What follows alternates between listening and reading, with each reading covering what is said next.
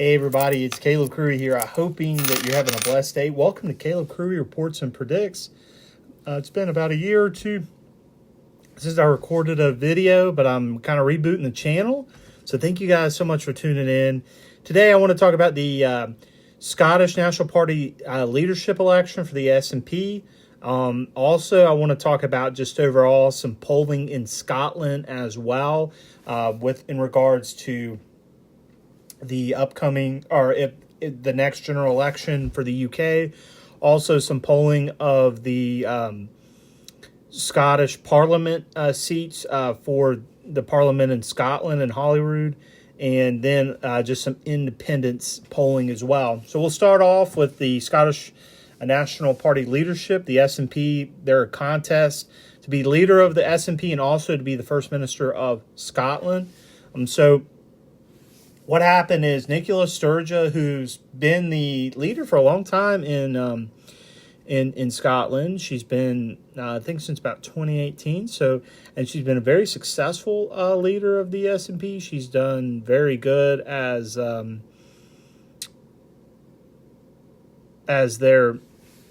First Minister there, of winning elections. That is, she's done very well on that.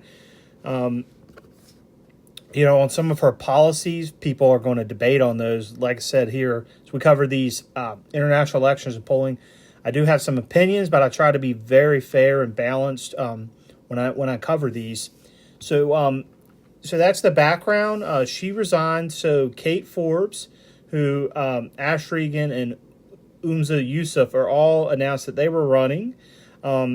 And the election, the voting is going to start March 13th, and it will end on March 27th, and they'll have a single transferable vote, so nobody gets 50%. Then it will they'll switch to like a second round where whoever comes in third, their vote gets reallocated to the others.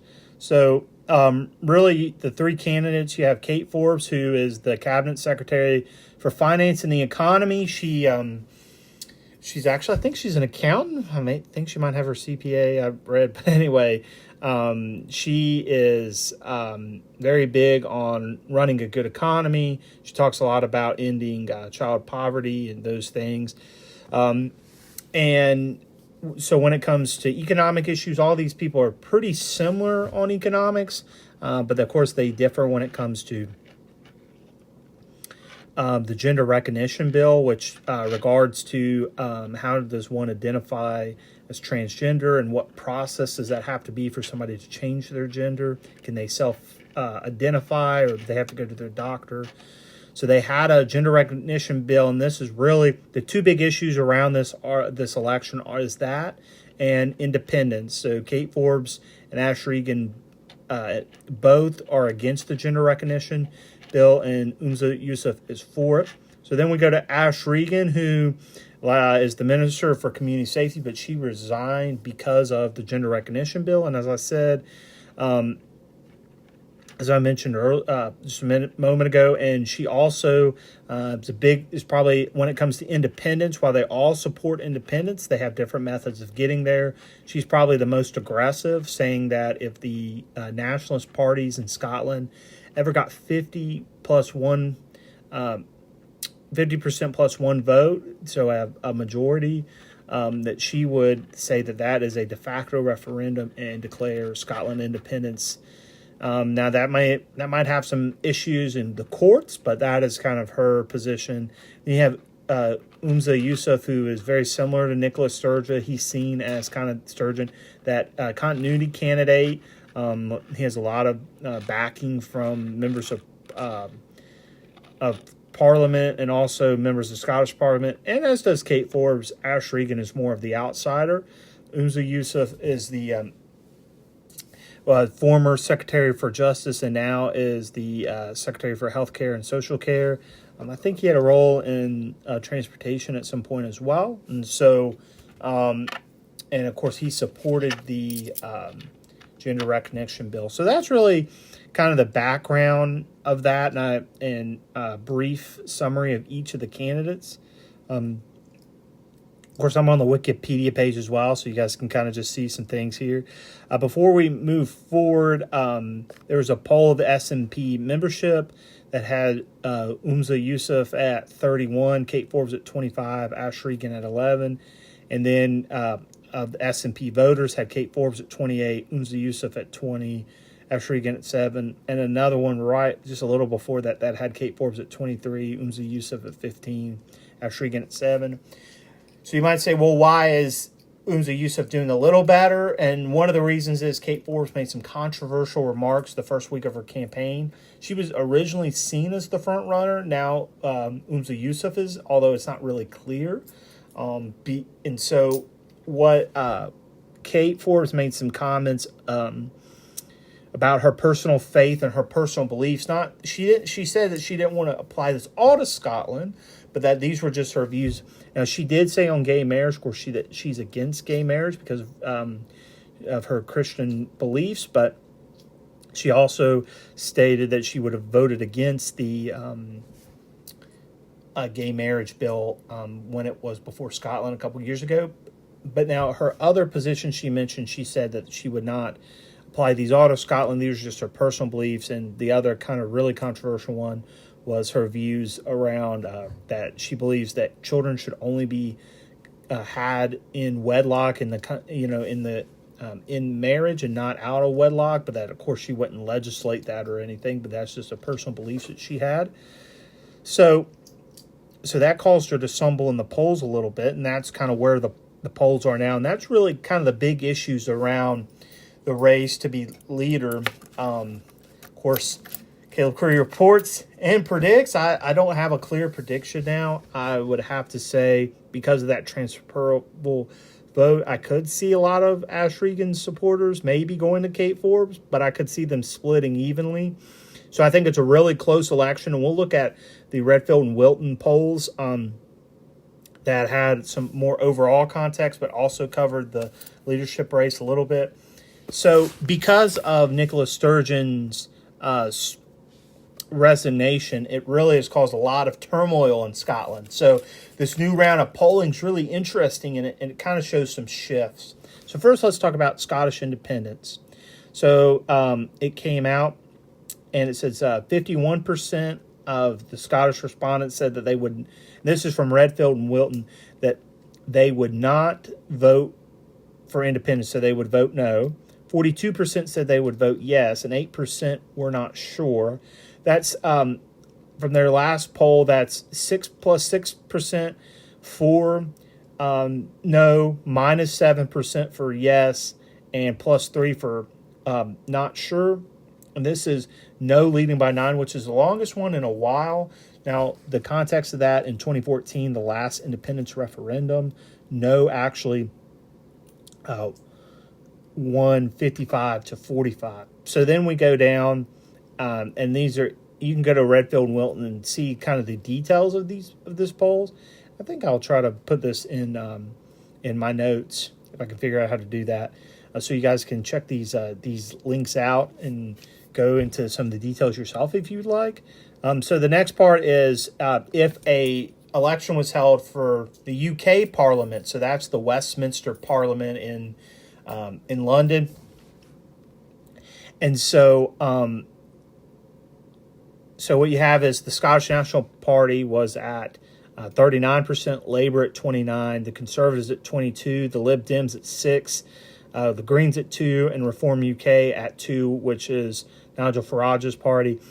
So when you look at this from the last poll, the Scottish National Party's down 2, Labour's down 2, Conservatives are actually up 6, which is really interesting. The Lib Dems are down 2, and then the other parties kind of remain the same.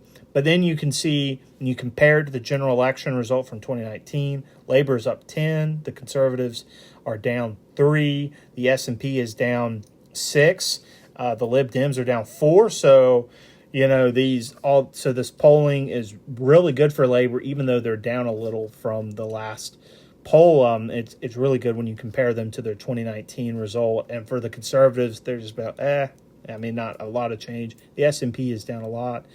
And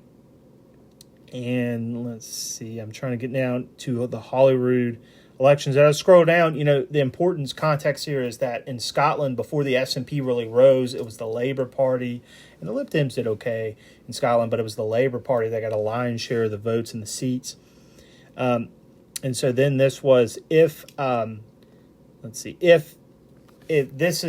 was an election for the Scottish Parliament, and they have two votes. You have a constituency vote, which is like your regular. You would think of you're voting in a district, like in Britain, like your Parliament constituency, or for my American viewers, it'd be like our House Representative. So you would vote for that, and the SNP were at 40%, Labour at 29%, the Scottish Conservatives at 20%, the Lib Dems at 7%, the Scottish Greens at 2%, Reform UK at 2%. So the SNP's up, but then if you go down to the regional list, so that would be, they then divide it in regions. So like an American equivalent would be like if we voted, if we had a percentage, if we voted in our state, for a House representative in a district, but then you got so many, then you take your state overall and you divvy up by the percentage of your state. So it's a region based. And Scottish, the SNP is at 29%, Labour at 26%, the Scottish Conservatives at 20%, Scottish Lib Dems at 11%, Scottish Greens at 10%. And that just shows that a lot of people, when they go and they vote in the constituency, they understand the first past the post system. So they're voting for the party that they think that can win there, not necessarily the party they want. And then the regional list, they can more vote who they want. So it shows a reflection, a little bit more of the overall population of how they're feeling right now. So I'm trying to see. I thought there was another poll here on the leadership elections. Let's see. Yeah, this is asked of which SNP leadership candidates would make the best first minister. These are just overall Scottish respondents. Say 25% say Kate Forbes, 18% say Umza Yusuf, 14% say Ash Regan, and then when they asked people who voted for the SNP in the last Scottish parliamentary elections, 27% said Yusuf, 21% Kate Forbes, and 13% Ash Regan. So you really see that most general voters like Forbes over Yusuf just a little bit, but voters inside the SNP kind of like Yusuf a little better. So it's going to be really close, and Ash Regan, where her votes go, are really going to determine who is leader of the SNP. And it's really interesting, as far as we thought that Kate Forbes would fall, that she's still within striking distance of being leader. And it's very interesting and showing kind of where the SNP is. So just an overall recap of everything since Nicola Sturgeon's resignation, the SNP are down, they're hurting, they're in an internal battle for leadership, which is affecting their poll numbers, it's affecting independence, it's making independence less likely, and the Labour Party is getting a lot of these votes. And these are the seat projections. I wrote this down, I got it from Election Map UK. This is for Holyrood, which would be the Scottish Parliament seats. The SNP at 52, the Labour Party at 31 seats, the Conservatives at 24 seats, Lib Dems at 12 seats, the Greens at 10 seats. That would put the SNP 13 short of a majority. So that would actually make the Unionist parties, the Lib Dems, the Conservatives, and the Labour Party, all have a largest majority versus the Nationalist parties, the SNP and the Scottish Greens. Now, that's not saying that there would be a coalition between Labour, the Conservatives, and the Lib Dems if this maintained. It's just saying that that's where it is right now, and that the Nationalist case is being hurt a little bit by the resignation of Nicola Sturgeon. Because you've had this kind of leader for a long time, and now it's all up in the air, and it makes everything a little unstable, and people are a little concerned going forward about, well, should we have independence if we don't really, if we don't fully trust the leaders? So this is it's really interesting, and it really shows you that Scottish independence is not as close as people once thought it was. So, well, that's all I have, guys. I'm going to keep working on these videos. Thank you guys so much for tuning in. And I just hope that you guys have a blessed day and come back to Caleb Curry Reports and Predicts for your election coverage here in the United States and across the world. Thank you and have a blessed day.